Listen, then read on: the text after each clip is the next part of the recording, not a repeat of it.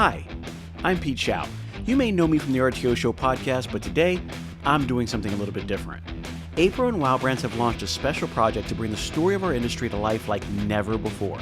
They've asked me to sit down with some of the true legends of rent-to-own, capturing their stories, their impact, and their vision for the future. And now I get to share those conversations with you straight from the legends themselves. All of this leads to something groundbreaking though, a new book, The Rent-to-Own Revolution, A Definitive History of Advocacy and Consumer Access, written by APRO CEO Charles Smitherman and Wow Brands CEO Brian Krast.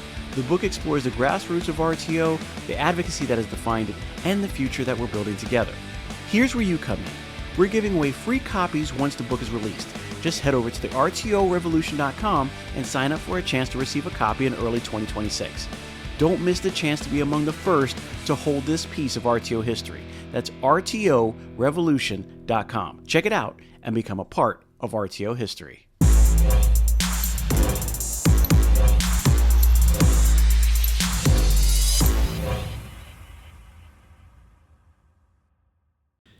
Hey everybody, welcome to the RTO Show. I'm your host, Pete Shau, and today I'm with a different legend who has been in this business for a very long time. We're going to see a different side of things with Miss Kathy Windsor, and let me tell you, their family is all over the area. Now, your son, does he run the business now? Yes, he is president. So Aaron runs the business. Mm-hmm. Okay. So if you guys know Aaron, he's the guy with the hat, and he comes around with he's got the manliest beard I know. Yeah. I love him. He's a great guy. So Kathy, in your years that you've done this is a family thing now. It is. All right. It is. At one time, we had 13 family members working there. Really? At one time, but now there's just 3 of us. But and I have given the reins over to Aaron, and I'm the CEO and the owner. But I've kind of went back to the farm and have joined another men's club that I have to break through. Well, you're not shy of that. No, I've done it before. The entire name of the business is National TV Rental and Sales? National TV Sales and Rental. Sales and Rentals. Okay, I Don't gotta get forget that the name right. in the middle. I got to get it right. So when you guys started this, Mm-hmm. what year was that about? We started in Missouri. This is our 39th anniversary. So we started in Missouri in 84. So we've been in the business. About 44 years, but we don't count the other ones because we sold that company in Texas. We started in Texas. I was a corporate manager for 7-Eleven. Just had Aaron, and Mark just decided that he knew more than a boss, so he wasn't working at the time. He was drawing unemployment for the first time, so a gentleman from Lone Star TV kept calling him, wanting him to come in, and Mark would say, today? And he said, yeah, today. He says, okay, and then Mark wouldn't come in. So about the 4th day, this gentleman called him. He said, I'll do you a deal. You either come in today and come to work, or I'm going to call unemployment. So Mark went in there, and they couldn't believe they paid him for this. They just handed him a bunch of cards that says the set or the money, and he loved it. And he got raises his first 2 years. And then about 2 years later, we opened up across the street. And the type of man Mark was, he was still working out his 2 weeks' notice across the street, and I opened up our own business on the other side. Okay. So we was going against each other.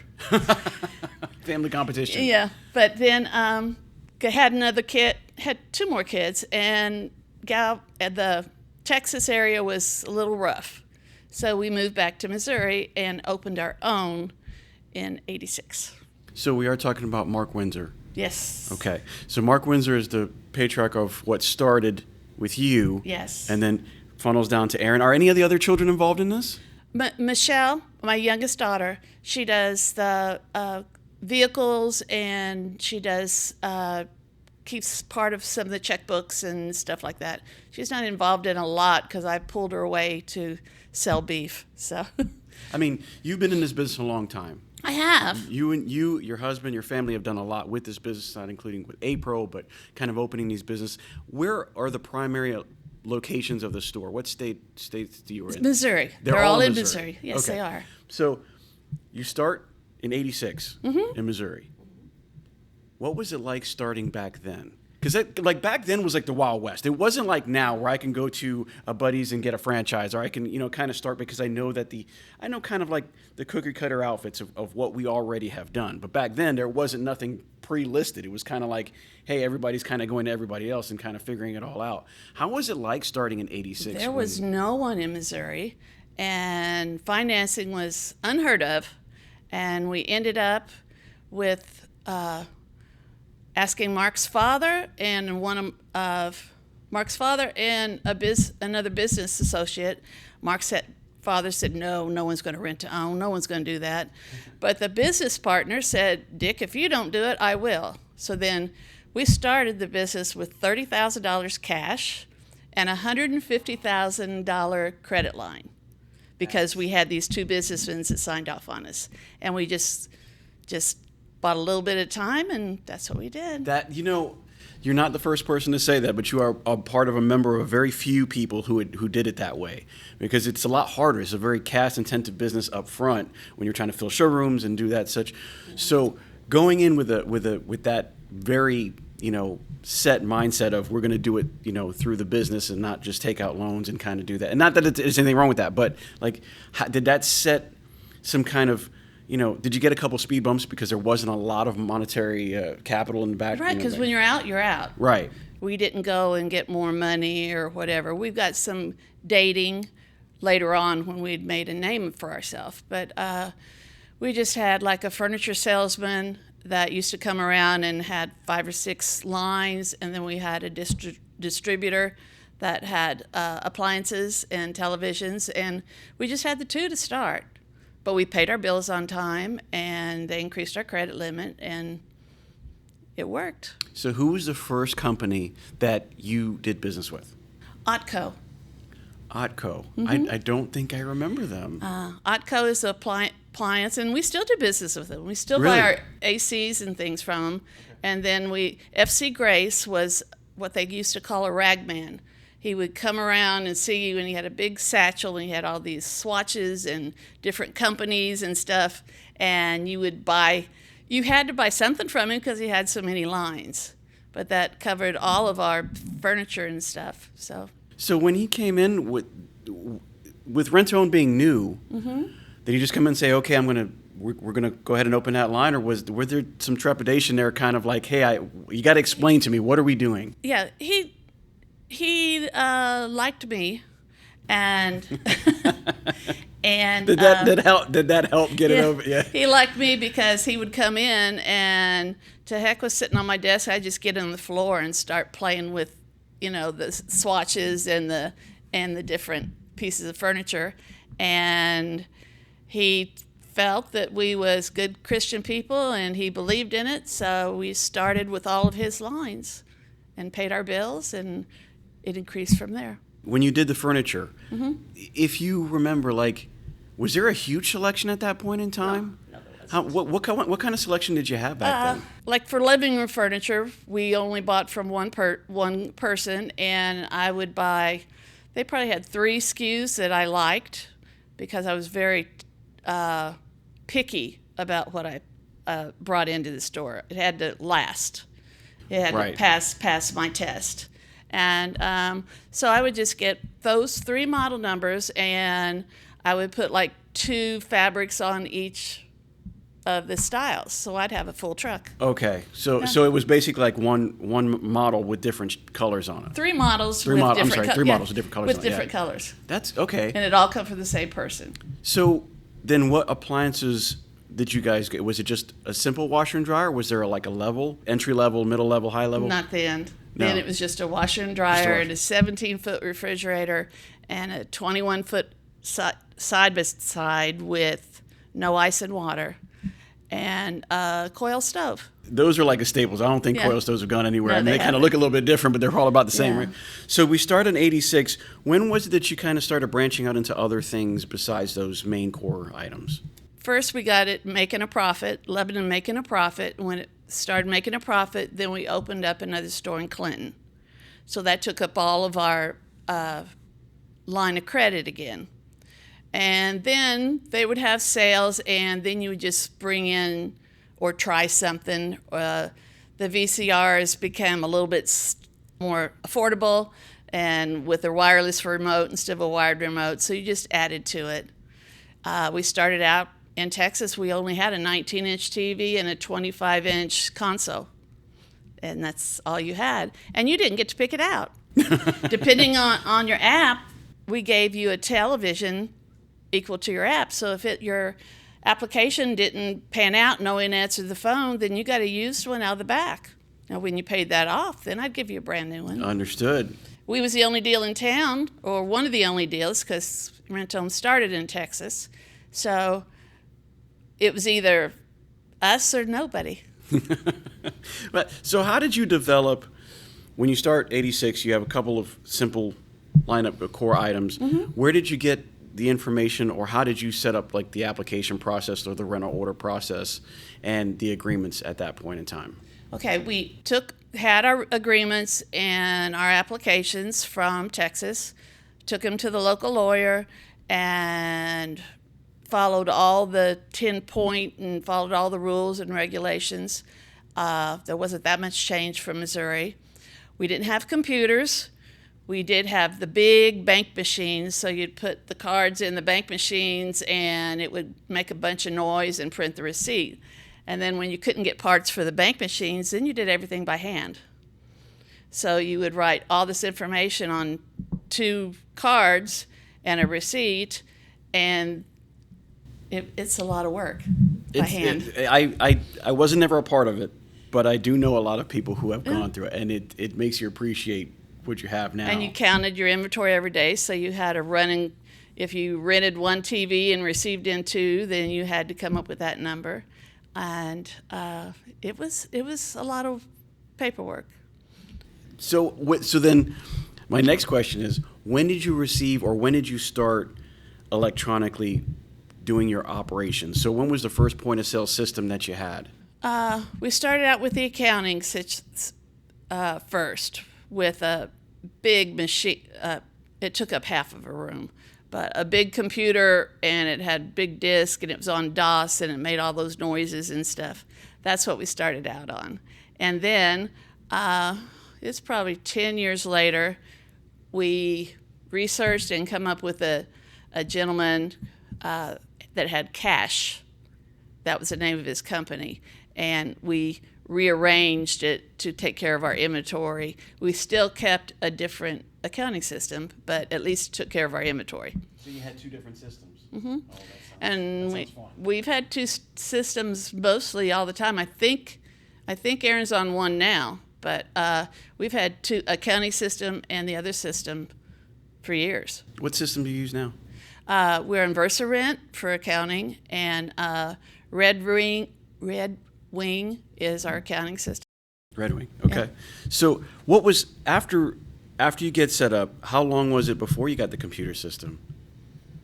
You said about 10 years, but was that from 10 years from 86, or like was it 96 when we got the computer system, or early 90s? 96, yeah. Yeah, we had three or 4 stores before we got the computer system, and the stores all come to the corporate office and sit down there, and they had done the computers, and they had them all in line, and they had their training for 2 days, and took them back to the store and plugged them in. Did that switch over to this new system really help fuel kind of, I wouldn't say growth, but the way business, did it help your business get along a little easier to grow? Yes, because there was less paperwork, less hand paperwork, so it gave them more time to do other things. Get on the floor and sell. Yeah. So no one would absolutely understand doing it the paperwork way. It was something. Tedious. Yeah. Tedious. So like back in, let's say, late 80s, going on to early 90s, was there something that kind of came in that really changed fundamentally the way, so you have the core products. Was there something else that kind of came in during those time frames? When did you guys start doing like maybe computers or something different? We did start computers for a while after that. I think the VCR was our main thing, because in my years of purchasing, that was always my tagline is, I want to find the next VCR. Because we rented VCRs for a 3-day weekend or rent to own or as fast as we could rent them, because it was the only way of people getting entertainment. We even had the tapes and, the tapes that they could rent. So they could rent a VCR and 5 tapes for 3 days. Wow, no kidding. Yeah. That's a pretty nice idea. So when did you start becoming an advocate with APRO? We've been APRO like 27 years. So that's what? That is right at the late 80s, right? Yeah. Mark kind of kept us away from everything. He thought he could do everything better. And same way with the TRIB organization, which I was the main TRIB advocate. But then he started getting in, and he started going to D.C. In fact, he had went to every single D.C.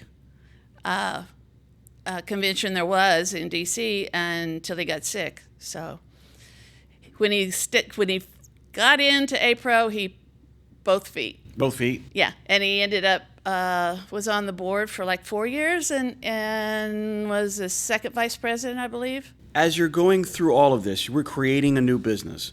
We're starting it up. We're putting furniture in. We're putting appliances. We're kind of growing. Was there any hurdles during that time that you had to overcome, being that rent-to-own wasn't as solid as it is now, maybe not as well known? Some hurdles that came across back then that you had to overcome? A lot of people didn't understand it, and they didn't think that everybody thought we was cheating them, so you have to sit down and explain it to them. Our biggest hurdle was 20 years ago. We had built a very large corporate office and warehouse. We brought everything into the warehouse and the new product, and we also serviced all of our own product.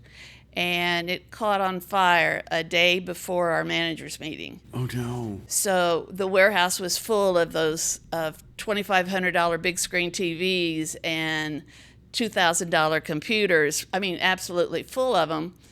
And if it had happened 24 hours later, we'd have been okay. But we got hit pretty hard on that. But if it wouldn't have been for the vendors, we wouldn't have made it. How did that happen? Because I had multiple vendors call me, and 2 of them had a plan. I didn't even have to ask. They had a plan what they was going to do.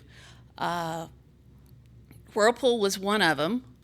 Brian Duke, he called me and said, I will deliver 6 pieces to each store that you want, and I will go ahead and give you all your discounts and all your warehouse pricing. Wow. And 90 days, I think. And then one of the furniture guys come in, heard about it, and come in, because I was on every television station in the state of Missouri. That was a 13-alarm fire.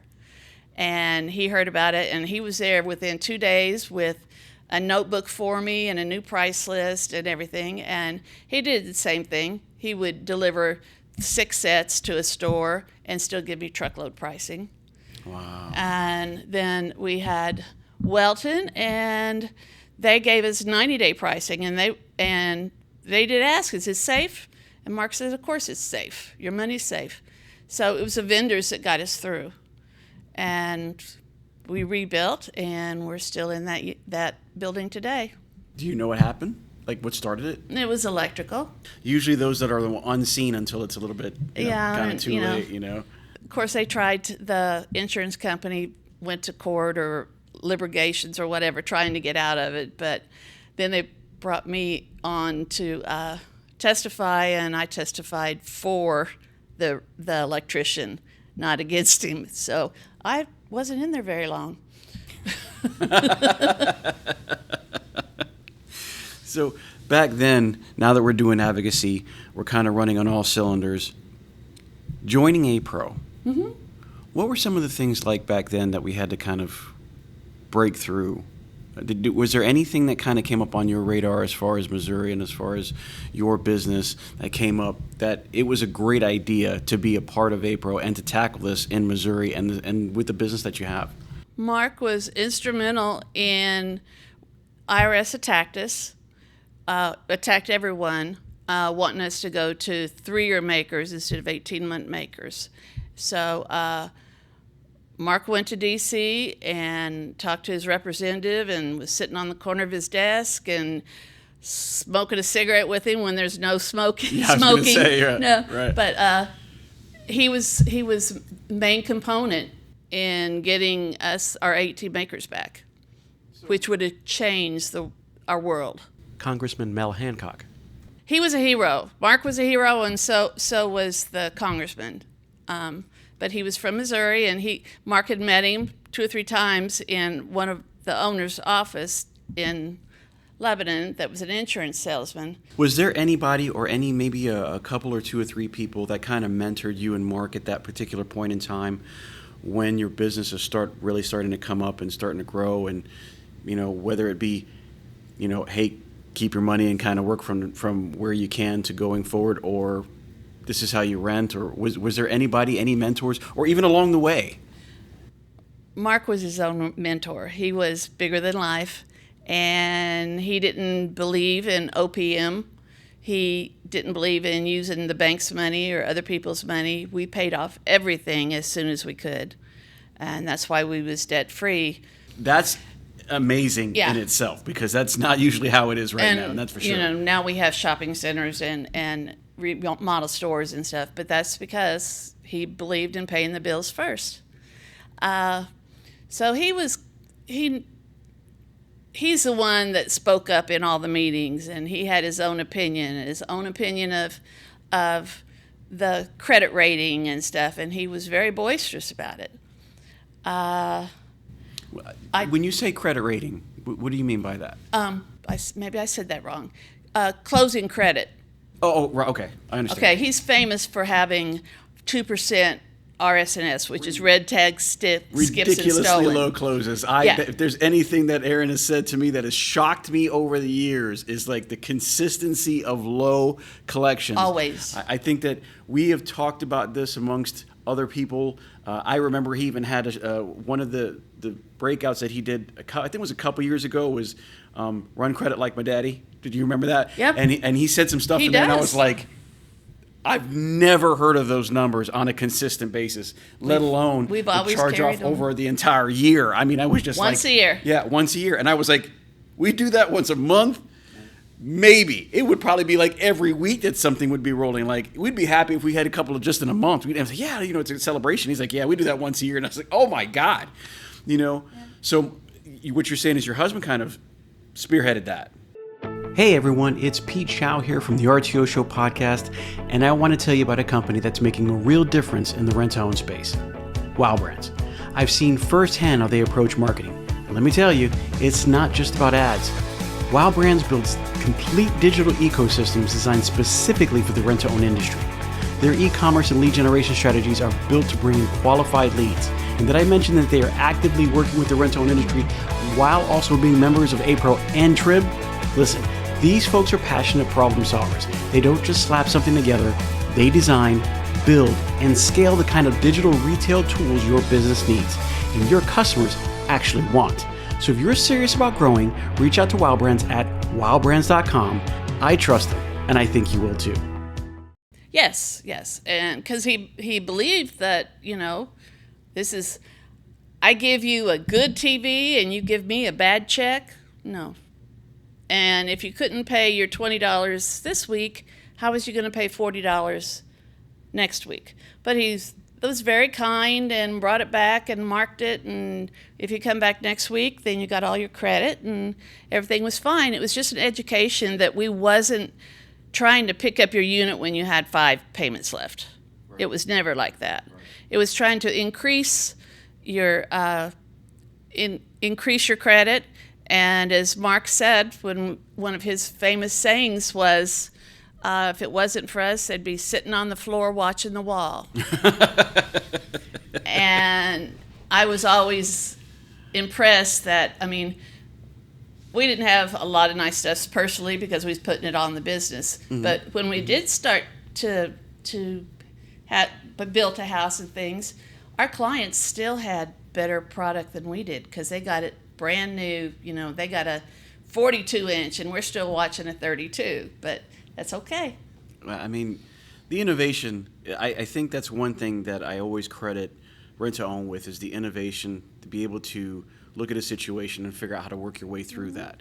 And with all the legends that I've been blessed to be able to talk to, everybody had a different way to do it. The problem was the same, but we've shown 5, 6, 7 different approaches that were extremely successful, but with the idea that it's going to work. Not it might work. It's going to work. And how do we make that happen? And it's so important for that, right? It's so important to make sure that pushes and we stay pushing on that. We're on our 3rd generation of customers. It's cool, but you treat them like people. You treat them, you respect them. You know their names. You know the kids' names. If they're in football, whatever. I don't really want to brag, but we have paid a lot of funeral bills and stuff anonymously. It's just you do what you can to help people. I have Operation Fresh Start, which is all of our furniture that, maybe has a tear in it that we've repaired that doesn't look real good, or a dining room set that has 3 chairs instead of 4. Well, we bring it all back into the warehouse, and then battered women that are starting all over again with 3 kids and no education, and we'll fill up their apartment, whatever they need. Wow. And also, if you have a fire, you go and get what you can from your family and stuff. And when you get an apartment or house and you still need this or that or something else, then we'll just give it to you. We support Project 360, which is teenage kids that are couch surfing and don't have a real address due to their parents being silly or in jail or whatever. And that stuff like that, when you're just writing a check, that's not anonymously. But we really do support children, the schools, food banks. I remembered one year that I raised personally over 10,000 pounds of food. Oh, wow. I went around and got the best deals I could to make my money spread, and we fed 700 families that year. Wow. And all of the people at corporate were so excited when, we was unloading all that food or went and got all that food. But I just did what I did with the furniture vendors. I went and made a deal with them and told them what it was for and got the best deal I could. Maybe tweaked the menu a little bit. It may have been not been a... Right. You got to do what you got to do. Yeah. Right. Yeah. Instead of pumpkin pie, we had cakes and 7-Up. If you mix a cake mix and a 7-Up together, you get a cake. Okay. So whatever works. Yeah. So when did Aaron start kind of joining in and then learning and kind of got to where he is now? Aaron started in when he was able to drive. He was started in Lebanon, graduated from high school, went to Warrensburg. He worked there and as the account rep and would zero his route out. In fact, the manager hated Saturday mornings because there'd be trucks lined up on Saturday morning to bring their product back because they couldn't afford it. And then he went to Minnesota. We bought a couple of stores in Minnesota, or opened a couple of stores in Minnesota. He went to Minnesota for a couple of years. And then he came back as upper management for national. And then Mark got sick probably 10, 11 years ago. And it didn't come out like it was supposed to. So Mark did get a little bit better, but he decided he didn't need to work 70 hours a week. So Aaron took over his job, basically, and Michelle took over buying in the warehouse and stuff. So this is like 2014, 2015, so to speak? And then Mark passed away in 20. I'm sorry about that. And then Aaron became president of national TV about 6 months ago. So what made you decide he's ready? Because I seen times have changed since I've been on the front line, but he was taking better care of his employees. He wasn't having that many issues. I would listen to him and he would handle it. He's not his dad, but he still is strong in his convictions and believes Yes. in the product. He absolutely does. But the only thing he really, well, OPM, but but besides the credit, he has his own deal, you know. But times have changed, you know. Employees have changed. You can't, you know, we used to have three-piece suits, and whatever the bank wore, that's what we wore. Well, now the banks are on blue jeans and polos, so our guys are on polos. There's visible expressions that are now could be visible. When Mark was around there, he was old school, but he's changed it. He's really good with the employees because he gives them more time off and changes their hours to fit their needs. And he was ready, and he was doing the work because I was doing the farm. So about 2 years ago, I made him executive vice president, and then 6 months ago, I made him the president. So, but I'm still the CEO and the owner, but he is the president. And he talks to me once in a while, but other than that, it's all him. It's good. It's good to go. Yeah. Well, I know he has a tight rein on things, for sure. He does. So, Kathy, we've kind of talked about this a little bit, and we're probably kind of venturing off a little bit here, but you have a lot of ventures outside of rent-to-own. Yes. So what do you do? Not because we all know what you guys have going on here, but what's outside that you do? Well, I didn't say outside, but what other businesses do you have that are not rent-to-own in the rent-to-own industry?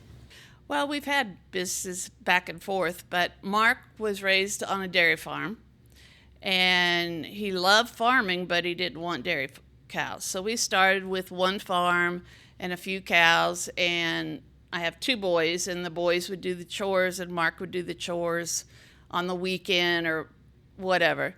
But now, and we had a big commercial herd that we would raise and wean and sell. But since he's passed, right before he passed, he had this vision of everyone eating the same quality of beef that his family ate.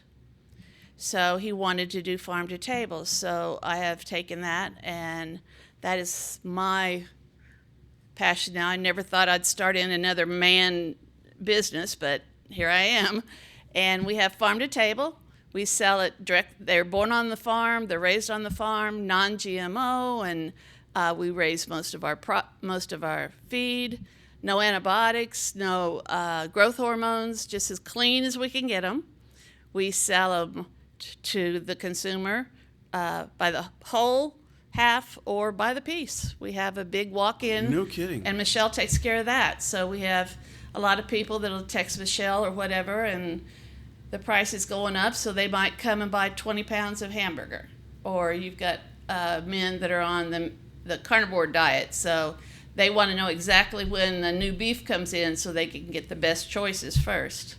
So I'd have to when I'm in Missouri, I'd have to stop by. You would, because you're not supposed to tell how many cows or how many acres, but I am very substantial in the business. Good. Yeah. Good. So, you've mentioned it a couple times, so I don't want to overlook it, but you have said, I have broken into a business where it's male-dominated, and I've got to kind of show them that we are on an equal level field. Right. How has that affected, how many times have you felt like you've had to go in and kind of show it's not, it's not based on the sex, it's based on the mental capacity to get this done, the ability to work, how hard I work, how hard I am focused on what it is I need to do to get to the success that I need to get to. Well, when I started buying product, 39, probably 35 years ago, it was my job to buy the product. So Mark would go with me. We'd go to Tupelo or Dallas, and then we started with Trib and APRO, but we would go to shows or whatever, and we would walk in, and I would introduce myself, give them my card, and start lifting up with the furniture and stuff. And they would say 2 words to me and then turn around and talk to Mark. And Mark would say, I'm not the buyer. So they'd say 3 words to me and turn around and talk to Mark. So that was very hard to bust through that. But after they got to know me that they knew that I knew what I was doing, and I was very particular about the product that I purchased, and I broke through that and ended up being on the board of directors of Trib for 10 years, and I was head of the furniture committee for 9 years. In fact, I have been slated the queen of furniture because... That's a moniker. Yeah, because I would take nothing. And if you wouldn't let me take your dust ruffle off the bottom of your couch and let me see what the guts was, I wasn't interested. You know, if you can't let me see, I'm not going to destroy it in the middle of a showroom. Right, absolutely. But if you won't let me see what's in the guts and stuff, and... Well, it matters. It matters. It matters because you have to have a quality product that not only you can sell, but service when it needs it. So I did make a name for myself in the furniture industry, so I don't have that problem anymore. I don't have a problem with any rent-to-own anymore because I've spent 39 years at it, but now I'm doing it again. I do have a very good farm manager, and he's very, interested, but still they look at me like, what do you know about a cow? Well, not much, but I sure can read, and I'm learning again. But you served on both boards, though. No, Mark served on APRO. Mark served. Trib okay. was me. In fact, he threatened to fire me probably 2 or 3 times a week because he'd walk in my office and I'd be doing Trib work, and he said, "Trib don't pay you." But I believed that the Trib industry had put faith in me, and if they had a problem, I wanted to take care of it, whether you had 1 store or 100 stores. I really believed in my job and in the furniture industry. Well, if you're talking about that long a tenureship, you must have been doing something right. Yeah. So what made you decide to step away from that? We become empty nesters, and and it was just time for somebody else. I thought I was going to step away and, maybe work 4 days a week or whatever. That didn't happen, but that was the plan. It's always like bittersweet, Yeah. You spend all this time doing something and you really learn to love it, but it's like it's time. And most of the time when I say people coming off the board, they just know. It's just time. It was just time for me to come off the board. Now, do I miss it? Yes. Could I write in my name for the Trib board or whatever, or ask Marty Abel if I could join his furniture committee? Yeah, and they would probably enter it. But I'm sure they would. Yeah, but no, it's time for me to do something else. Let me ask you a question. Okay. You and your husband have served on the boards. You've seen generational. You've seen from the late 80s to now at 2025. What would you say is something that you've seen that you would say there is concern, or you should watch out for this in the coming future, based on the ebbs and flows of what's been going on, and say, you know what, in the future, this is probably something that should be something that we should look after, be concerned about, or just keep an eye on? Well, you're going to have to keep an eye on the employees because they're a different generation and they're making twice as much money, but they're still doing about the same work, and they have a different mindset. And also the tariffs, which we're not going to get into politics, but these tariffs are hitting our furniture pretty hard and some of our other stuff pretty hard. So it's going to change the demographics of what our clients can afford. They're going to go back to basics, because the food prices are going so high, house rent's going high, and they're not going to be able to afford everything they want anymore. So you're going to have to pay more attention back to basic core needs instead of some of the fancy stuff. Yeah, I completely agree. Mm-hmm. Was there ever a time in your career, spanning 39 years, where, we're going to kind of mention it a little bit again, but being a female in the industry, you had to make your mark. Was there ever a time where it didn't just benefit you to be equal, but being who you were actually benefited the situation? A couple of times, yes. Is that for a different podcast? Yeah, it's a different podcast. Okay. I've scared some vendors before when they would get me to a place where I'm usually very controlled, and I start talking soft and deliberately, they know they're in trouble. But I have pounded the table before and stuff, and I always act like a lady, I think. But I have, when I was upset, especially with the vendor, they knew it. Just to remind them. Yeah. We are definitely on level playing fields right now. Do you forget who you're talking to? Do you know how much power I really have? I didn't mean that. Do you really know? You know who you're talking to. I love it. What was probably a difficult time in the industry that you remember that you can say, you know what, I saw this coming. This I wouldn't say a scare, but it was on the radar, and it did kind of change the way we did things, but we happened to manage to go through it and what it took to get through it. Well, we've already spoke about it, but our warehouse fire almost put us down. It would have put most people down, but we managed to get through it with the help of our vendors and things. I remember you did say something earlier in the agreement about the IRS. Oh, yes, the IRS. They were going to put us on 3-year makers, which means we had to depreciate our product for 3 years. Well, back then, most product paid out in 18 months.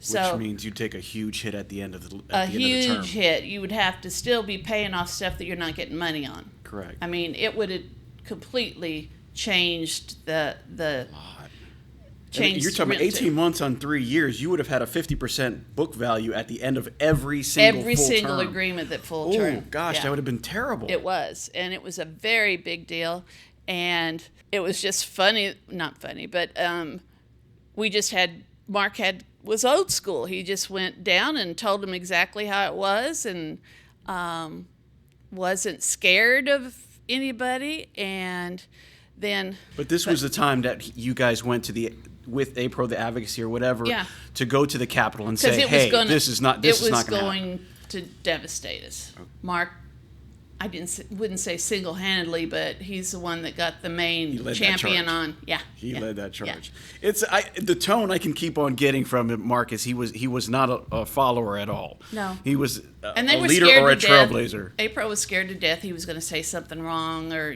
say a cuss word, or do something else. But that's how he took the thing. He didn't put on airs.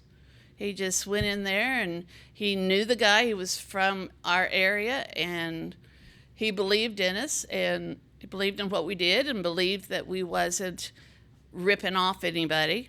Absolutely, and made a huge life out of it. Yeah, and it made it so everyone could still operate, because it would have hit your bottom line so hard, and so many people would not have made it.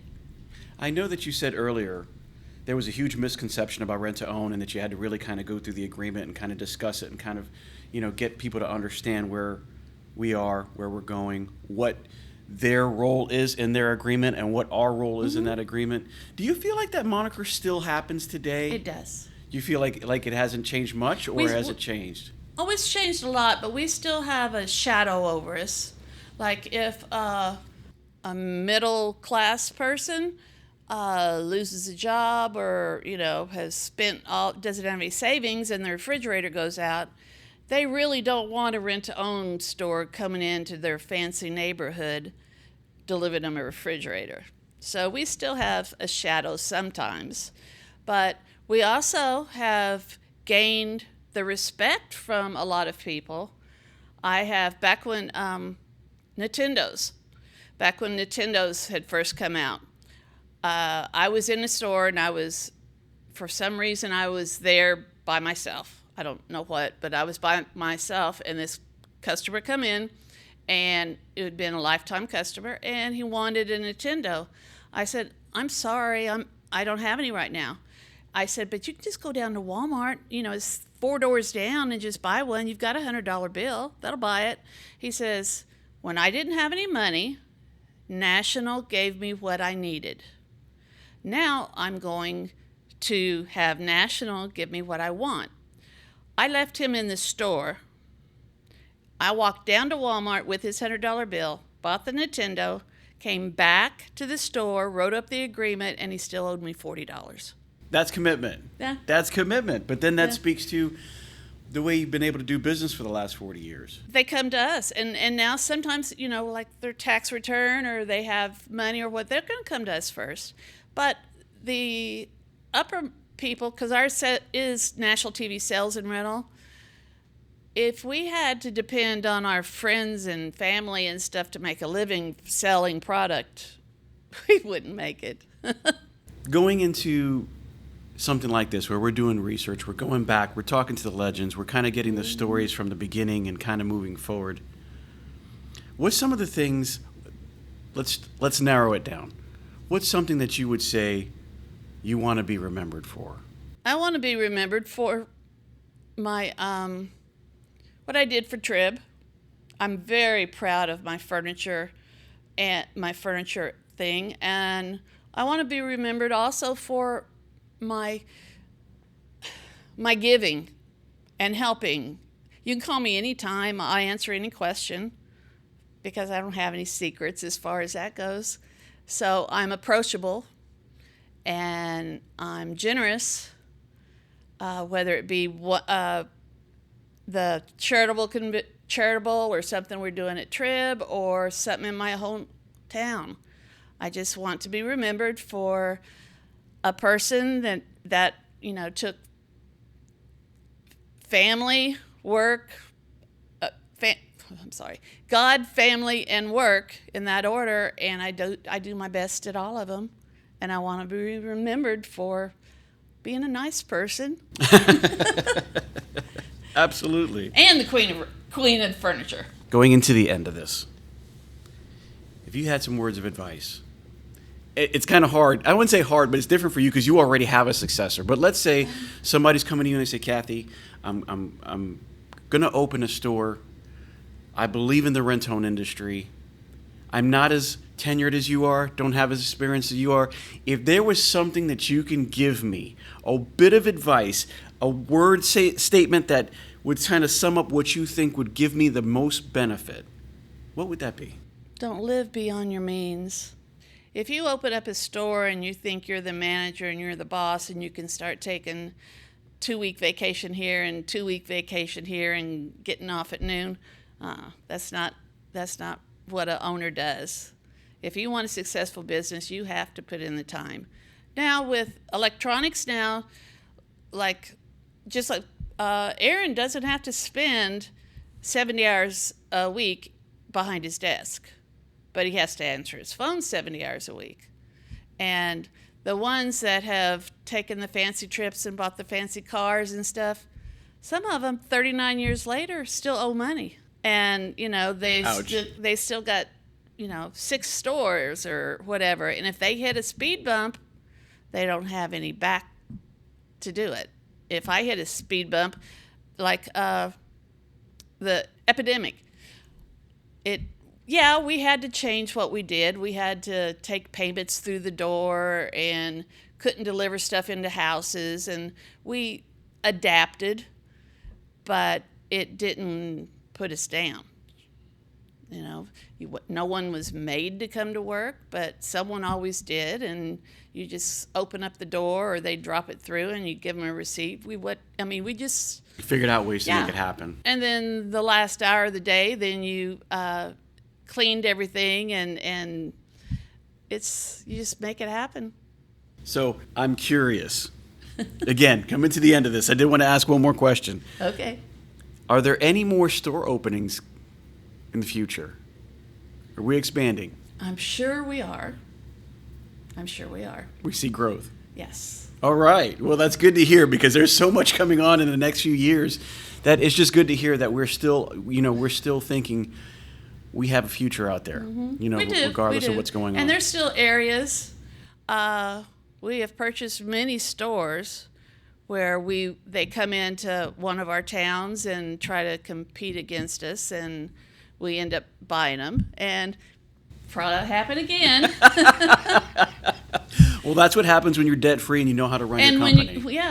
When your money's green and, when an opportunity comes up, whether it might just be a perfect place. You never know when opportunity is going to come up. whether it be to purchase the building and put a story in it, or just rent the building and put a story in it. We have the personnel and the money that we can take advantage should something come up. That's where you want to be. Mm-hmm. Kathy Windsor, everybody, we do appreciate that you stopped by and talked to us. These legend discussions are so important to kind of get a history. That's what this season is all about. We are doing something with APRO. We are partnering together to get all this legend information to you, so we appreciate you guys listening to the show. Kathy, I appreciate you being here. Guys, if you have any questions, please hit me up at the show. It's Pete at the RTO Show podcast.com. You can email me there. You can hit us on the DMs for Facebook, Instagram, LinkedIn, and now we got you on YouTube. This is where you're going to be seeing this at. If you have any questions, please see us on there. Don't forget to go to the website at the RTOshowpodcast.com and get a shirt or something else. And if you have any questions for Kathy, please feel free to email me, and I will pass it along. And I'll answer them. And we'll throw them back on on social media or on the sites. But we do appreciate you guys sticking with us today. It's been really great to have this conversation, to kind of sit down with you. In case anybody doesn't know, it's my first time meeting Kathy, so I was just excited to kind of have that conversation and kind of dig back deep into the Windsors and how they got here. So it's really exciting for me, but I appreciate you being here. And I will tell you guys, as always, thank you, but get your collections low to get your sales high. Have a great one.